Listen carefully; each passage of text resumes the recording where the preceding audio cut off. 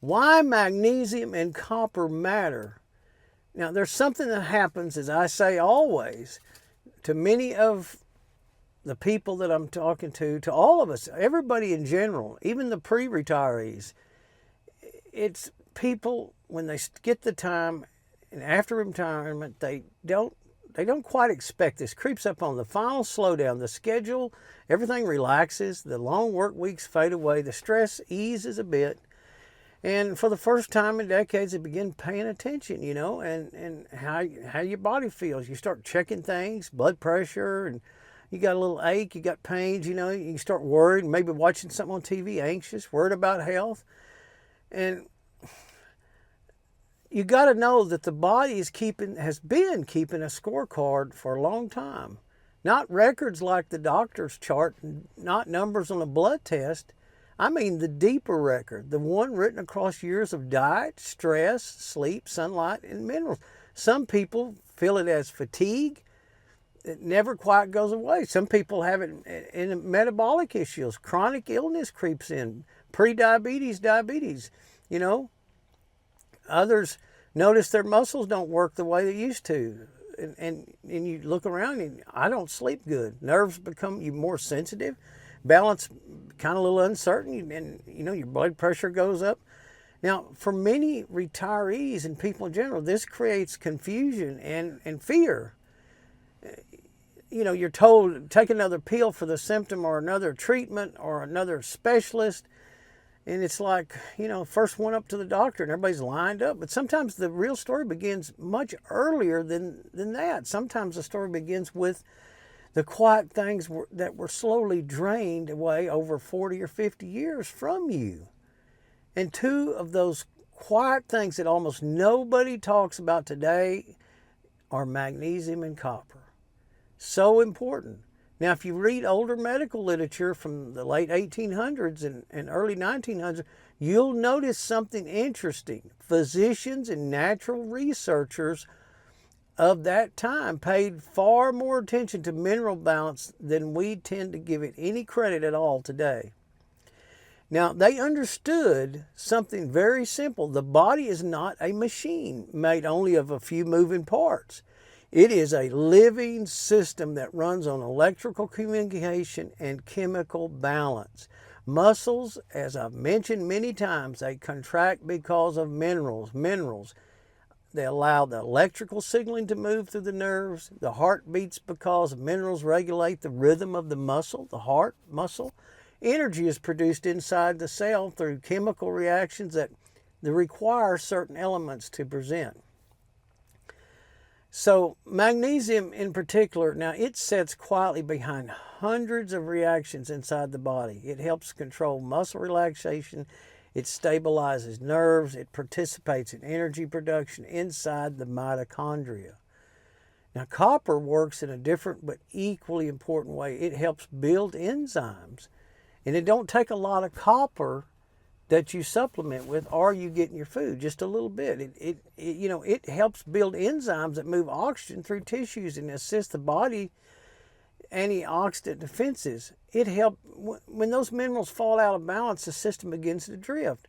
Copper regulates iron in the body. If we are over skewed in iron fortification, we don't get enough copper right now in our diet, and that can cause diabetes. That can cause problems. Many people have only been running their bodies in a mineral deficit for decades. Heavy stress, highly processed foods, overuse of stimulants, excessive calcium without balance of minerals, even certain medications over time. These things quietly drain reserves. And the body, being patient, keeps going on, adapting, but eventually the signals begin to appear. Cramps, fatigue, Charlie horse, first thing. Anxiety, your blood pressure creeps up, weakness in the muscles, and a general feeling that the system isn't quite running the way it used to operate.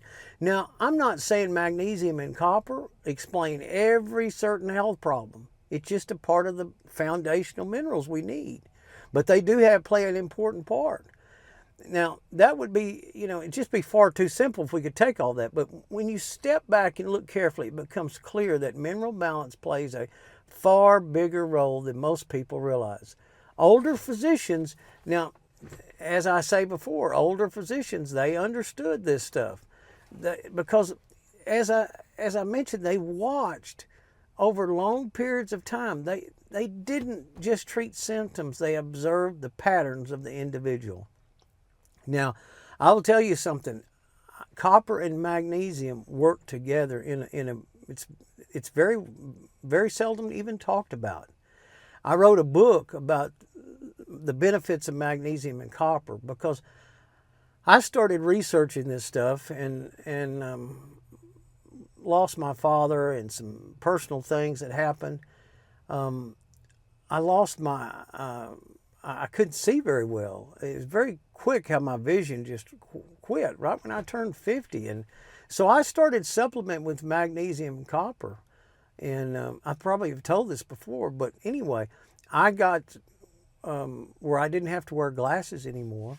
And that's been 4 or 5 years ago, if not longer, that I went through that and used magnesium, copper, and many other things. It helps wounds heal, and it helps get the iron out of your system. It does so many things.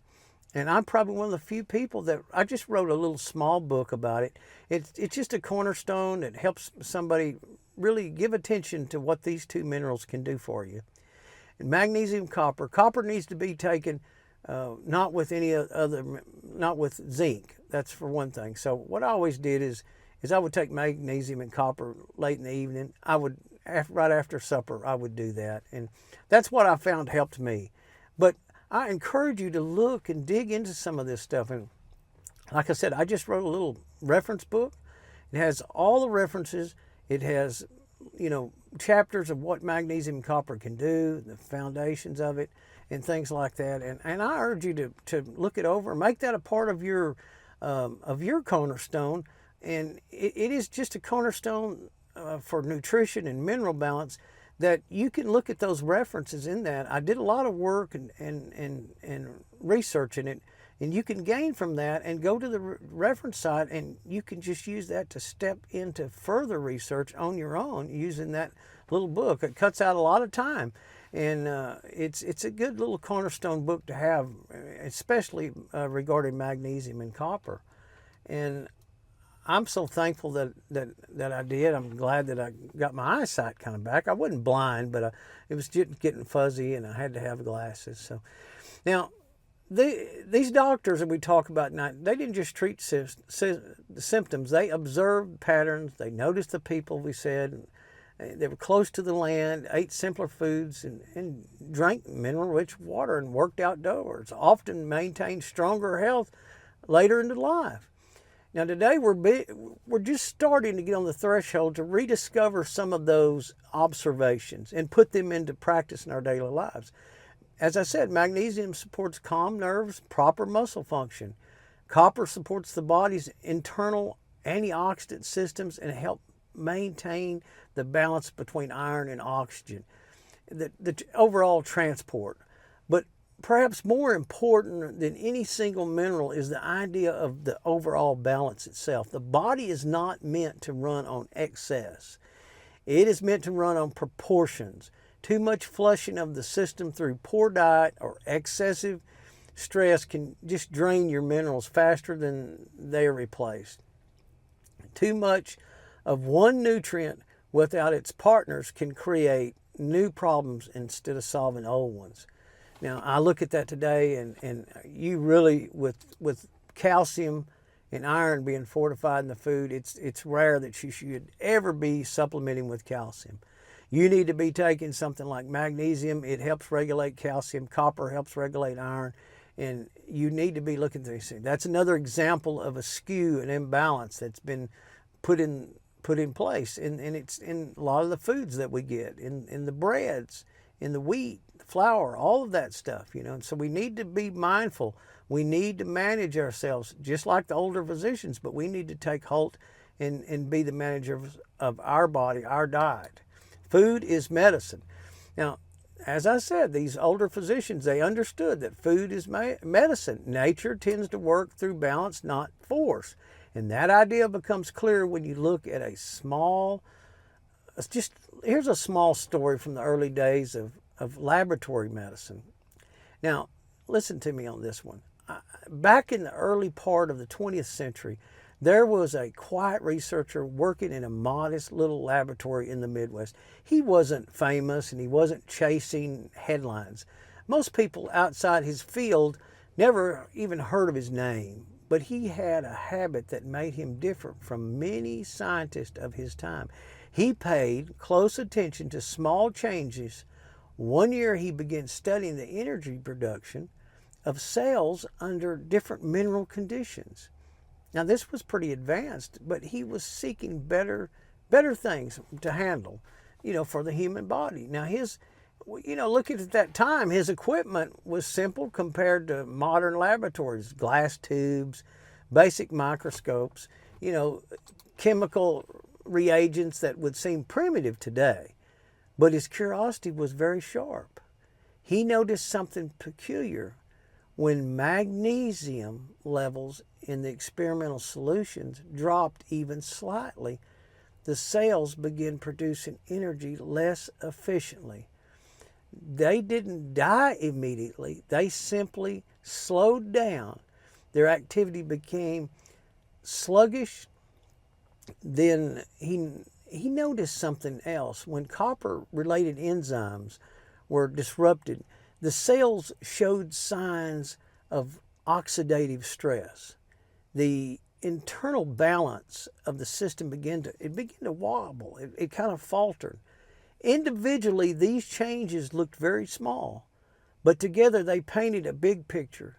Cells require balance the same way an engine requires a proper mixture of fuel and air, and you got to have oil. Too much in one direction and the engine floods, too little and it starves. He wrote about these type of observations quietly in a series of scientific papers that never became famous. But the principle he described was very simple. Energy depends on balance, and balance depends on the quiet elements that allow the system to run. Years later, many modern researchers, they would rediscover the same truth using far more advanced equipment. But the overall basic idea had already been sitting there for decades and decades. Now, sometimes wisdom arrives early. It simply takes time for the world to listen, for it to, to season into the people's minds. And this brings us back to where many retirees find themselves today. The second act of your life is not simply about slowing down. It's about paying attention. This body that carried you through 40 or 50 years of work deserves careful stewardship, management, clean water with proper electrolytes, minerals that support nerve and muscle balance, and sleep. Oh man, sleep is just, it allows the overall body to repair. Sunlight gives you the D3 and regulates the biological rhythms. And, periods of fasting that allow the system to reset, and I mean physically and spiritually. These are not just totally extreme ideas. They are simply forms of you giving attention to the body. And retirees are uniquely positioned to practice this kind of attention to great detail if wanted. The pace of life finally allows observation of yourself again. You begin to notice what food actually does to your body. You notice how sleep affects the next day. You begin to understand that health is not a pill or just a program. It is a relationship, not with some clinician or some other's opinion, with you. A relationship between the body, the environment, and the habits that shape both over time, and your spiritual soul. Magnesium and copper are only small parts of that large story, but they remind us of something important. The body does not run on force. It runs on balance. And balance requires attention. Retirement gives us something rare in modern life. Time to pay that attention. Time to observe. Take time. Time to take the responsibility for the system we have been entrusted with from God. Because the second act of life is not decline, it's stewardship. And the people who learn to manage that stewardship often discover something encouraging. The body responds when we begin working with it instead of working against it. Slowly, quietly, over time. That is how real repair tends to happen. Not through panic, not through emotional panic, not through jumping to extremes, through steady attention. And that attention becomes one of the quiet forms of wisdom that we can develop, we can cultivate. And it's something that older generations can cultivate and pass forward to the younger generation. Now, younger people around us, they're watching, whether they realize it or not, they're learning how to live by watching how we live. So the way we care for our health becomes part of the example we leave behind. And that example may matter more than you ever realize right now. Now, I don't have all this figured out. I'm still working on it myself. So let's keep moving forward on this journey together. And I really appreciate you watching. Thank you.